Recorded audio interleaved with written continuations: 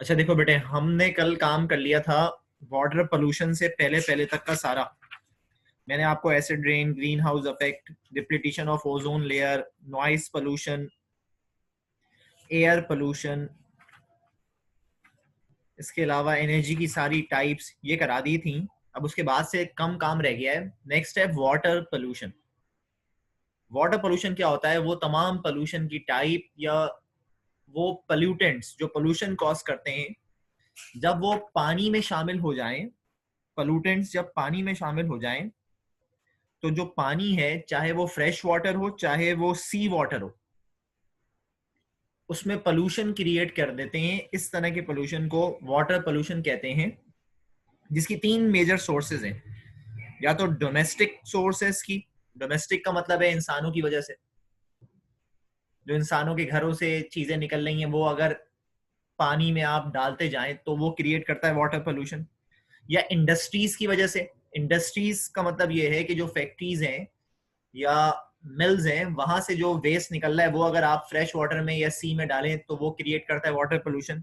या एग्रीकल्चर की वजह से। एग्रीकल्चर पोल्यूशन वो होता है कि जो एग्रीकल्चर लैंड पर आप फर्टिलाइजर्स का स्प्रे करते हैं या जो केमिकल डालते हैं, पेस्टिसाइड्स, इंसेक्टिसाइड्स या फंजीसाइड्स वगैरह, उनको मारने के लिए, तो वो अल्टीमेटली ड्रेन होकर जब फ्रेश वाटर या सी में जाता है तो वो क्रिएट करता है वाटर पोल्यूशन। इंडस्ट्रियल पोल्यूशन के अंदर, जैसे मैंने कहा, इंडस्ट्रीज हैं, और इंडस्ट्री से जो डायरेक्ट वेस्ट निकल रहा है, जैसे केमिकल सब्सटेंस है, जो टॉक्सिक सब्सटेंस है, जैसे पेपर की इंडस्ट्री है, लेदर की इंडस्ट्री है, पेट्रोलियम की, स्टील की इंडस्ट्रीज है, इन ये वेस्ट प्रोड्यूस करती हैं। वो वेस्ट अगर आप किसी सी में या किसी लेक में डाल देंगे आप, तो वहां पे पोल्यूशन होगा। डोमेस्टिक पोल्यूशन में जैसे मैंने कहा, लोगों के घरों से जो सीवेज का पानी निकल रहा है, गटर का पानी जो निकल रहा है, ये अगर आप बगैर ड्रेन किए, साफ किए, फिल्टर किए, इसको किसी सी में या किसी लेक में अगर डाल देंगे तो वो पोल्यूशन का बाइस बनेगा। वहां पे इसी तरीके से एनिमल का जो वेस्ट है वो अगर आप डाल देंगे तो वो भी पोल्यूशन का बाइस बनेगा।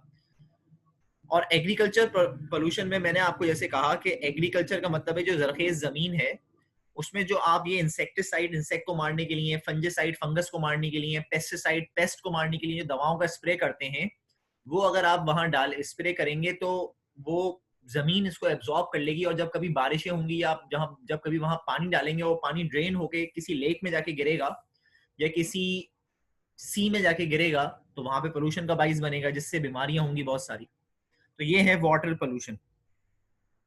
इसके बाद बेटे एक टॉपिक है, ये मैंने आपको चैट में लिख के भेज रहा हूं। ये एक टॉपिक है, इसका नाम है यूट्रॉफिकेशन। यूट्रॉफिकेशन और एल्गल ब्लूम, ये टॉपिक का नाम है। यूट्रॉफिकेशन और एल्गल ब्लूम मेरे पास यहाँ पे लिखा हुआ नहीं था, इसलिए मैंने ये यहाँ लिख के भेजा आपको चैट में। मैं यहाँ पे भी एक दफा कॉपी कर दूं।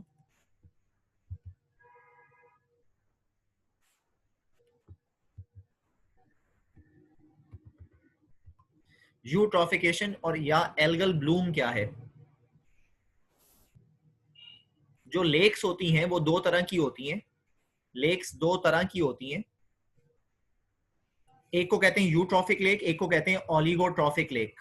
लेक्स दो तरह की होती हैं, एक को कहते हैं यूट्रॉफिक लेक और एक को कहते हैं ओलिगोट्रॉफिक लेक। दो तरह की लेक्स हैं। यूट्रॉफिक लेक्स जो हैं, इनके अंदर मिनरल्स की और ऑर्गेनिक मटेरियल की क्वांटिटी ज्यादा होती है, और ये ज्यादा गहरी नहीं होती, लेकिन वहां ऑक्सीजन का लेवल कम होता है।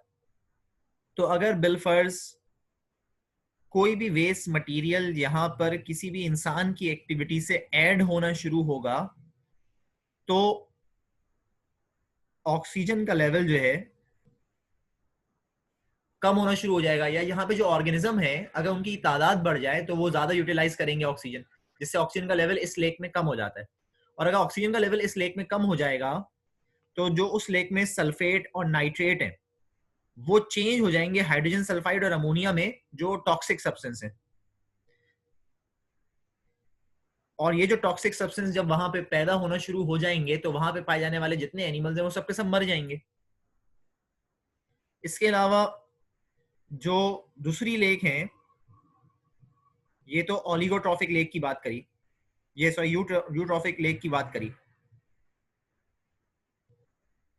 जबकि ओलिगोट्रॉफिक लेक जो है उनमें न्यूट्रिएंट की तादाद तो कम होती है, लेकिन वो डीपर लेक होती हैं, ज्यादा गहरी लेक्स होती हैं, तो वहां ऑक्सीजन का लेवल ज्यादा होता है। अगर ओलिगोट्रॉफिक लेक में फॉस्फोरस की क्वांटिटी किसी भी तरह बढ़ जाए, फॉस्फोरस की क्वांटिटी कैसे बढ़ सकती है ओलिगोट्रॉफिक लेक में? इंसान जो फर्टिलाइजर इस्तेमाल करते हैं या सेवरेज का पानी या डिटर्जेंट्स जो कपड़े धोने के लिए, बर्तन धोने के लिए इस्तेमाल करते हैं, वो अगर इन लेक्स में डाल दिया जाए तो वो फॉस्फोरस को बढ़ा देता है। फॉस्फोरस बढ़ने से इन लेक्स में जो एल्गा होते हैं उसकी ग्रोथ बहुत तेजी से होती है, और अगर एल्गा की ग्रोथ बहुत तेजी से हो तो उसको कहते हैं एल्गल ब्लूम। एल्गा की ग्रोथ ओलिगोट्रॉफिक लेक में बहुत तेजी से होती है due to increase in amount of phosphorus, इसको कहते हैं एल्गल ब्लूम। और जब एल्गा ग्रोथ ज्यादा होती है तो वहां ऑक्सीजन का लेवल कम होना शुरू हो जाता है, जिसकी वजह से फिर जानदार मर जाते हैं इस लेक में भी। तो बेटे ये टॉपिक था एक यूट्रॉफिकेशन और एल्गल ब्लूम। इसके बाद अब जो चीज बची है लास्ट इस चैप्टर में वो हेल्थ एंड डिजीज है, बीमारियां हैं, टाइप्स एंड डिजीज की। कुछ बीमारियां होती हैं उनको कहते हैं इन्फेक्शियस, और कुछ होती हैं नॉन इन्फेक्शियस। इन्फेक्शियस बीमारियां वो होती हैं जो लगने वाली बीमारियां हैं, एक इंसान से दूसरे इंसान में मुंतकिल हो सकती हैं, ऐसी बीमारियों को इन्फेक्शियस डिजीज कहते हैं। और जो नहीं हो सकती वो नॉन इन्फेक्शियस डिजीज है। इसके अलावा कुछ बीमारियां ऐसी होती हैं जो कंजेनाइटल होती हैं, कंजेनाइटल मतलब बाय बर्थ, और कुछ बीमारियां होती हैं नॉन कंजेनाइटल जो बाय बर्थ नहीं होती, बाद में होती हैं। कुछ बीमारियां एजिंग एसोसिएटेड होती हैं। एजिंग एसोसिएटेड का मतलब है कि उम्र बढ़ने के साथ साथ जो बीमारियां होती हैं उनको एजिंग डिसऑर्डर्स कहते हैं। कुछ बीमारियां न्यूट्रिशनल होती हैं। न्यूट्रिशनल बीमारियां मतलब जो न्यूट्रिशन की कमी या ज्यादती की वजह से हो जाए, किसी विटामिन की कमी या ज्यादती की वजह से। कुछ बीमारियां पैरासाइटिक होती हैं। पैरासाइटिक का मतलब जो पैरासाइट की वजह से हो बीमारियां। तो अलग अलग कैटेगरी है बीमारियों की। इसमें सबसे पहले है इन्फेक्शियस डिजीज, उसमें कैटेगरी है वायरल डिजीज की, जो वायरस की वजह से होने वाली बीमारियां हैं। उसमें बीमारी है इन्फ्लुएंजा, जिसको नजला कहते हैं, जो इन्फ्लुएंजा वायरस की वजह से होती है बीमारी, जिसमें अलग अलग टाइप्स हैं वायरसेस के, A B C D E F, उनकी सब टाइप्स हैं।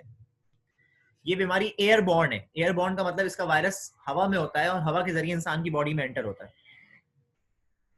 फिर एक बीमारी है एड्स, जो एक वायरस की वजह से होती है, इसका नाम है HIV, ह्यूमन इम्यून वायरस। ये सेक्सुअल कांटेक्ट से या मदर टू चाइल्ड से या ब्लड जो है किसी भी तरह अगर इन्फेक्टेड पर्सन का ब्लड, जिसको एड्स हुई हुई है, वो अगर किसी हेल्दी इंसान की बॉडी में आ जाएगा तो उसको एड्स हो जाएगी। इसके अलावा हेपेटाइटिस है। हेपेटाइटिस वो बीमारी है जो वायरस की वजह से होती है। इसकी भी अलग अलग टाइप्स हैं, A B C D और E। ये जो वायरस हैं ये इन्फेक्टेड वाटर में होते हैं, इन्फेक्टेड फूड में होते हैं, माँ से बच्चे को भी ट्रांसफर हो सकते हैं, और ब्लड ट्रांसफ्यूजन से भी होते हैं। किसी ऐसे इंसान का ब्लड अगर जिसको हेपेटाइटिस है वो किसी हेल्दी इंसान में चला जाएगा तो उसको हेपेटाइटिस हो जाएगी। इसके अलावा चिकन पॉक्स और रेबीज। चिकन पॉक्स जो है वो एक वायरस की वजह से होता है, उसका नाम है वर्सीलिया जोस्टर। और रेबीज एक वायरस की वजह से होता है, उसका नाम है रेबीज वायरस। ये जो वर्सीलिया जोस्टर चिकन पॉक्स का वायरस है, ये हवा में होता है, हवा से जा सकता है किसी हेल्दी इंसान की बॉडी में, या किसी को चिकन पॉक्स हुई हुई है वो डायरेक्ट कांटेक्ट में आ जाए, किसी से हाथ वगैरह मिला ले, या उसकी पहनी हुई चीजें, उसकी स्किन पे टच हुई हुई चीजें किसी और हेल्दी इंसान की स्किन पे टच हो जाए, तो ये बीमारी हो जाती है। और रेबीज जो है वो वायरस वो इन्फेक्टेड डॉग के काटने से ही होता है, और कोई तरीका नहीं है। तो चिकन पॉक्स जो है ये रेबीज वायरस की वजह से होती है। और रेबीज वायरस हवा में भी होता है, हवा से भी कांटेक्ट में आ सकता है, या किसी को ऑलरेडी रेबीज हुई हुई हो वो आपसे डायरेक्ट कांटेक्ट में आ जाए तो आपको रेबीज हो जाएगी। तो ये तो वो बीमारियां थी जो वायरस की वजह से हो रही हैं। अब कुछ बीमारियां जो बैक्टीरिया की वजह से हो रही हैं, जिनको बैक्टीरियल डिजीज कहते हैं। इसमें सबसे पहली जो बीमारी है वो ट्यूबरक्लोसिस है। ट्यूबरक्लोसिस एक बैक्टीरिया की वजह से होती है, उसका नाम है माइकोबैक्टीरियम ट्यूबरक्लोसिस। ये जो बैक्टीरिया है ये भी हवा में भी होता है, और ये बैक्टीरिया इन्फेक्टेड काउ मिल्क में भी होता है। तो अगर आप इन्फेक्ट हुई हुई काउ का मिल्क इस्तेमाल कर लेंगे तो आपको ट्यूबरक्लोसिस हो जाएगा। इसके अलावा दूसरी बीमारी है टाइफॉइड। टाइफॉइड जो है ये एक बैक्टीरिया की वजह से होता है, उसका नाम है सेल्मोनेला टाइफोसा। ये जो सेल्मोनेला टाइफोसा है ये गंदे पानी में इसका बैक्टीरिया पाया जाता है या गंदे खाने में इसका बैक्टीरिया पाया जाता है, तो वो अगर गंदा पानी या गंदा खाना जिसमें ये बैक्टीरिया है वो इंसान की बॉडी में अगर चला जाए तो उसको ये बीमारी हो जाती है। फिर है नमोनिया, इसके बाद है नेक्स्ट नमोनिया। नमोनिया एक बैक्टीरिया की वजह से होता है, उसका नाम है स्ट्रेप्टोकोकस नमोनिया। और एक बीमारी है कॉलेरा, ये एक बैक्टीरिया की वजह से होती है, इसका नाम है विब्रो कॉलेरा। जो विब्रो कॉलेरा है या कॉलेरा जो बीमारी है, इसमें इंसान को डाइजेस्टिव प्रॉब्लम होती है, उसको डायरिया हो जाता है, तो कोई भी चीज डाइजेस्ट नहीं होती। और जो नमोनिया है, इसके वायरस हवा में होते हैं और ये हवा से इंसान की बॉडी में एंटर होते हैं, जिसमें लंग्स को इन्फेक्ट करते हैं, तो सांस लेने में जो है इंसान को पे तकलीफ होती है, पेन होता है। और बुखार तो हर बीमारी का कॉमन सिम्टम है। तो ये वो बीमारियां हैं जो बैक्टीरिया की वजह से हो रही हैं। तो कुछ वैसी बीमारियां जो फंगस की वजह से हो रही हैं, फंगल डिजीज। फंगल डिजीज में एक वॉर्म है टीनिया कॉर्पोरस, जिसको रिंग वॉर्म डिजीज भी कहते हैं। ये स्किन की बीमारी कॉज करता है। और ये किसी इंसान को अगर हुई हुई है बीमारी, जितनी भी फंगल डिजीज हैं ये लगती कैसे हैं, किसी इंसान को हुई हुई है बीमारी, उससे आप डायरेक्ट कांटेक्ट में आ जाएं तो आपको हो जाएगी। या तो फिर इसका वायरस, इसका जो फंगस है वो हवा में होता है, हवा से स्किन पे आता है और उसको बीमारी कॉज करता है इंसान को। दूसरा है टीनिया पेडिस, इसको एथलीट फुट भी कहते हैं। इसमें जो पाँव है, पाँव का जो अंगूठा है उसकी स्वेलिंग हो जाती है। फिर टीनिया वर्सिकुलरिस है। टीनिया वर्सिकुलरिस जो है ये भी फंगस है और ये भी स्किन की बीमारी कॉज करता है। किसी को हुआ हुआ है, वो अगर डायरेक्ट कांटेक्ट में आ जाएगा किसी इंसान के तो उसको हो जाएगी। या हवा में होते हैं ये फंगस, हवा से स्किन को टच करते हैं तो ये बीमारी हो जाती है। तो ये 3 बीमारियां थी जो फंगस की वजह से हो रही हैं। उसके बाद जो डिजीज है वो प्रोटोजोअल डिजीज, वो तमाम बीमारियां जो प्रोटोजोआ की वजह से इंसानों को होती हैं। उसमें कौन कौन सी बीमारी है? सबसे पहले है मलेरिया, जो मच्छर के काटने से होती है। प्लास्मोडियम एक ऑर्गेनिज्म है, वो अगर इंसान की बॉडी में चला जाए तो ये बीमारी हो जाती है। फिर एक बीमारी है अमीबियासिस।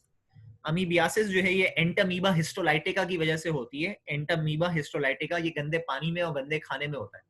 तो वो अगर इंसान गंदा पानी पी ले या खा ले तो उसको ये बीमारी हो जाती है, जिसकी वजह से फिर उसको हजम नहीं होता, डायरिया हो जाता है।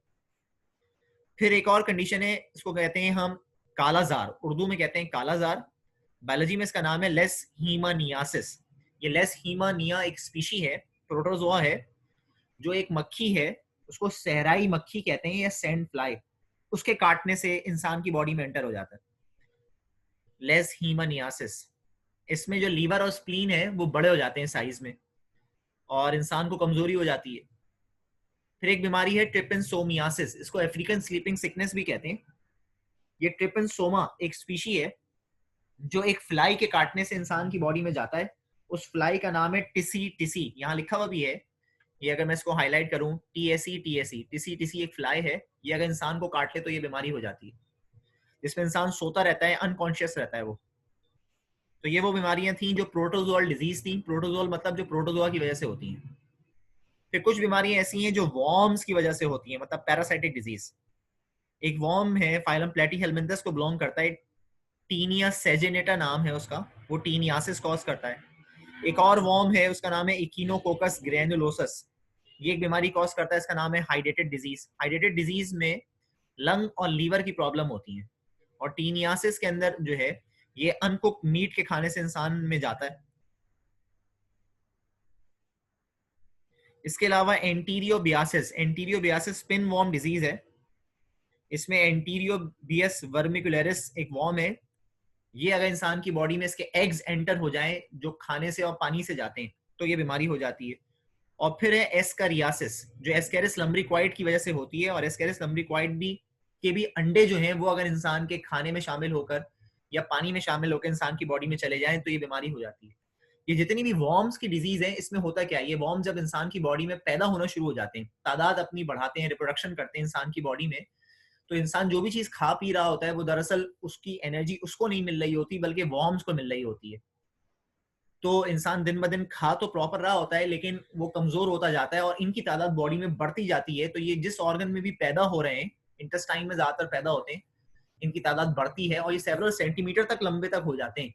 तो ये ब्लॉक कर देते हैं इंटेस्टाइन को अंदर से। तो अगर इलाज ना करें तो ये हो सकता है कि इंसान की डेथ का बाइस बने।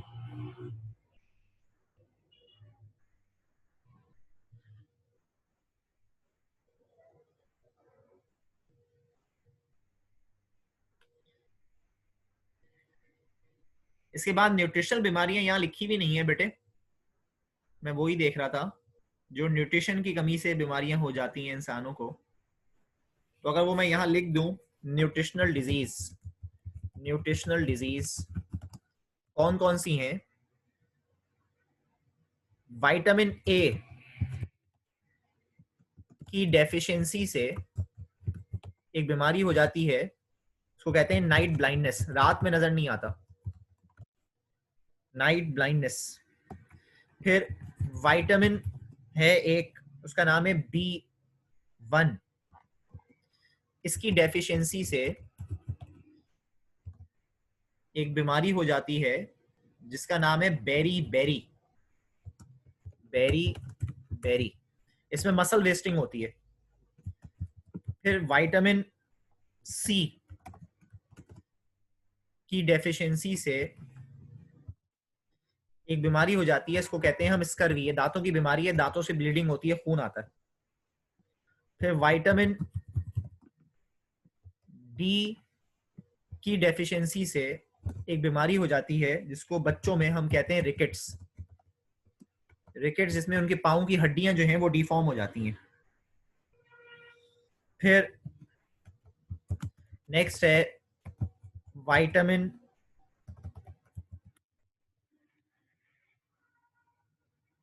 के, इसकी डेफिशिएंसी से, विटामिन के की डेफिशिएंसी से प्रोलॉन्ग ब्लीडिंग होती है। प्रोलॉन्ग ब्लीडिंग का मतलब चोट लग जाती है जब, तो ब्लड रुकता नहीं है, खून निकलता रहता है। फिर डेफिशिएंसी ऑफ आयरन से, अगर किसी में आयरन की कमी हो तो उसकी वजह से बीमारी हो जाती है, इसको हम कहते हैं एनीमिया, मतलब खून की कमी। फिर डेफिशिएंसी ऑफ आयोडीन से एक बीमारी हो जाती है, इसको हम कहते हैं गोइटर, जिसमें ये जो थायराइड ग्लैंड है ये इनलार्ज हो जाता है, ये बड़ा हो जाता है। फिर डेफिशिएंसी ऑफ फ्लोरीन से, फ्लोरीन की कमी से टूथ डिके होता है, दांत कमजोर हो जाते हैं, झड़ने लगते हैं फ्लोरीन की कमी से। तो ये तो न्यूट्रिशनल डिजीज थी सारी, ये सारी न्यूट्रिशनल डिजीज थी। फिर कुछ बीमारियां ऐसी हैं, कुछ बीमारियां ऐसी हैं जो कि जेनेटिक डिसऑर्डर्स हैं। जेनेटिक डिसऑर्डर्स हैं मतलब जो जीन्स की खराबी की वजह से होती हैं। अच्छा, अब जो है जेनेटिक डिसऑर्डर्स हैं, जेनेटिक डिसऑर्डर्स जो हैं उसमें कंजेनाइटल हैं सबसे पहले। कंजेनाइटल का मतलब जो बाय बर्थ हो, जो बाय बर्थ होती हैं बीमारियां, कंजेनाइटल डिसऑर्डर सबसे पहले। इसमें एक है सिकल सेल एनीमिया, ये आपने चैप्टर नंबर 6 में पढ़ा था। सिकल सेल एनीमिया एक ऐसी कंडीशन है जिसमें एबनॉर्मल हो जाता है हीमोग्लोबिन और रेड ब्लड सेल। फिर एक और बीमारी है जिसको हम कहते हैं हीमोफीलिया। हीमोफीलिया में डेफिशिएंसी हो जाती है, मतलब कमी हो जाती है क्लॉटिंग फैक्टर्स की, तो ब्लड क्लॉट नहीं करता। फिर एक बीमारी है एल्बिनिज्म। एल्बिनिज्म जो है ये पार्शियल या टोटल लॉस हो जाना है पिगमेंट का, जो स्किन पे प्रोड्यूस होते हैं, जिसकी वजह से इंसान की पूरी स्किन जो है सफेद कलर की हो जाती है, आंखें, बाल, सब चीजें। ये तो वो बीमारियां जो कंजेनाइटल हैं। अब जो नॉन कंजेनाइटल हैं, जो नॉन कंजेनाइटल डिसऑर्डर्स हैं, जो मतलब पैदा होने के बाद किसी भी टाइम हो सकते हैं, उसमें एस्थमा है। एस्थमा जो है वो एलर्जी है बेसिकली, पॉलन ग्रेन से हो जाती है, डस्ट से हो जाती है, सांस लेने में डिफिकल्टी होती है इंसानों को और इनको अटैक होते हैं। फिर डायबिटीज मेलाइटस है, डायबिटीज मेलाइटस है जिसमें इंसुलिन की प्रोडक्शन जो है या ग्लूकेगॉन की जो प्रोडक्शन है वो सही नहीं होती। ये वो बीमारियां हैं जो जेनेटिक हैं। इसके अलावा कुछ बीमारियां जो हैं वो एजिंग रिलेटेड हैं। एजिंग रिलेटेड है मतलब उम्र की वजह से जो होती है, उम्र के बढ़ने से। जैसे एक बीमारी है ऑस्टियोआर्थराइटिस, और एक बीमारी है इसका नाम है एल्जाइमर। ये जो ऑस्टियोआर्थराइटिस है ये बीमारी है, ये डीजेनरेशन है। डीजेनरेशन का मतलब लॉस ऑफ फंक्शन, डीजेनरेशन है ऑफ कार्टिलेज की, वो कार्टिलेज जो जॉइंट्स पर होती है वो खत्म हो जाती है, तो हड्डियों की सूजन हो जाती है, हड्डियां सूज जाती हैं।